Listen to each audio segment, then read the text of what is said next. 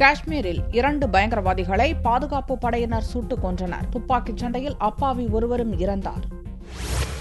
தெற்கு காஷ்மீரில் உள்ள குல்கம் மாவட்டத்தில் ரெட்வானி பாலா கிராமத்தில் 2 பயங்கரவாதிகள் நடமாட்டம் இருப்பதாக போலீசுக்கு ரகசிய தகவல் கிடைத்தது. இதன் அடிப்படையில் போலீசார், ராணுவத்தினர் அடங்கிய கூட்டு பாதுகாப்பு படையினர் ஞாயிறன்று நள்ளிரவு அந்த கிராமத்தை சுற்றி வளைத்தனர். அப்போது இருதரப்புக்கும் பயங்கர சண்டை மூண்டது. சண்டையின் போது அவ்வழியாக சென்ற அப்பகுதிவாசி மீது குண்டு பாய்ந்ததில் அவர் இறந்தார். திங்களன்று காலை 2வது நாளாக துப்பாக்கிச் சண்டை தொடர்ந்தது. இறுதியில் 2 பயங்கரவாதிகளும் சுட்டுக் கொல்லப்பட்டதாக ராணுவ அதிகாரிகள் தெரிவித்தனர். இந்நிலையில் ஜம்மு காஷ்மீர் மாநிலம் ஜம்மு மாவட்டம் ஆர்எஸ்புரா செக்டாரில் உள்ள சர்வதேச எல்லைக்கோட்டின் நெடுக அமைந்துள்ள 2 இந்திய நிலைகள் மீது பாகிஸ்தான் ராணுவத்தினர் ஞாயிறன்று இரவு திடீரென தாக்குதல் நடத்தினர். இயந்திர துப்பாக்கியால் தாக்குதல் நடத்திய பாகிஸ்தான் வீரர்களுக்கு இந்திய வீரர்கள் தக்க பதிலடி கொடுத்தனர். இருதரப்புக்குமான துப்பாக்கிச் சண்டை சிறிது நேரத்துக்கு நீடித்தது. இந்திய வீரர்களின் கவனத்தை திசை திருப்பி பயங்கரவாதிகளை இந்திய எல்லைக்குள் ஊடுருவச் செய்யவே பாகிஸ்தான் வீரர்கள் தாக்குதல் நடத்தியதாக ராணுவ வட்டாரங்கள் கூறுகின்றன. சர்வதேச